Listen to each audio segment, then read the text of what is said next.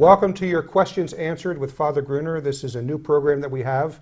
It's on the internet every day from Monday through Friday. So please tune in with send us your questions that we can answer them. The email is questions@thefatimacentre.com. We're still talking about the consecration of Russia, and the question is specifically, what did Our Lady ask for Russia? Why has this request been made, and what are the benefits of it, and what are the consequences of not doing it? I think Saint Francis of Sales says it's good for people to ask questions to try and understand something better. He talks about, say, lawyers sort of going over the verdict. Why was it this way? What about that? And so forth.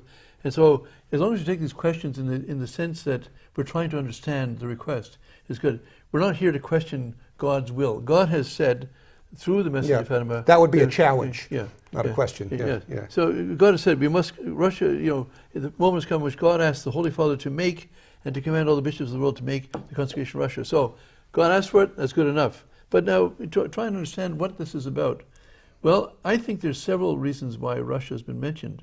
And I'm not suggesting that my reasons are the only reasons or the best reasons.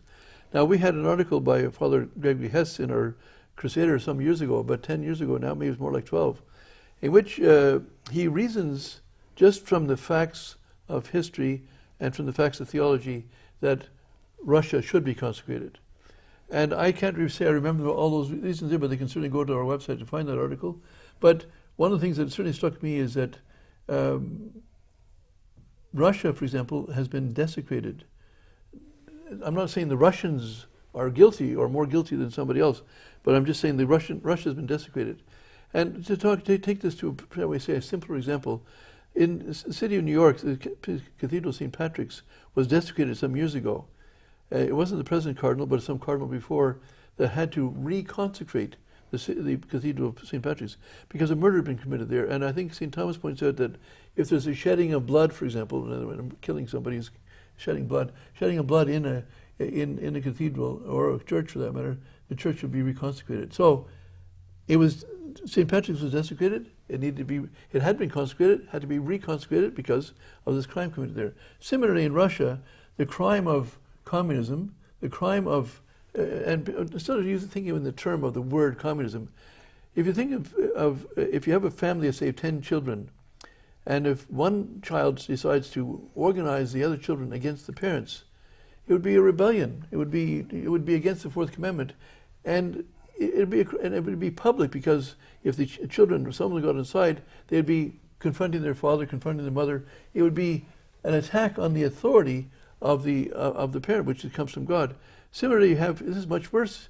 Russia was set up as a empire to fight against God around the world. So it's not just parents who are only procreators. Here you have these creatures of God organizing in a particular part of the world to fight against God around the world. And this is a crime against God. And so it's a public crime. So it requires a public reparation.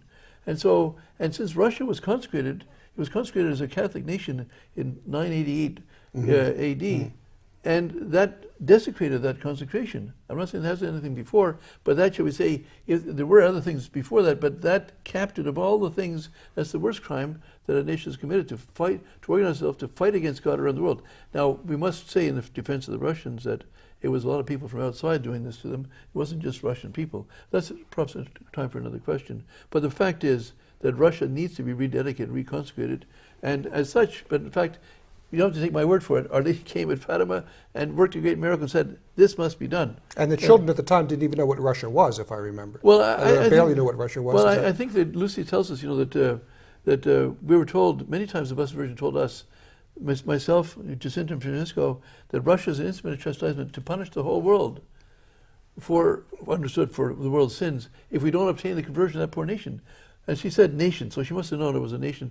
And she said, but the only way we know to convert that poor nation is the consecration of Russia. As Our Lady has said, without that consecration, Russia cannot convert. Without that consecration, the world cannot have peace. So if we want peace, and we can see the weapons of mass destruction, that we can blow up the whole world many, many times over, all over the world, if we're rational human beings, we would not want to have peace. And the only way to get peace is to have the consecration of Russia.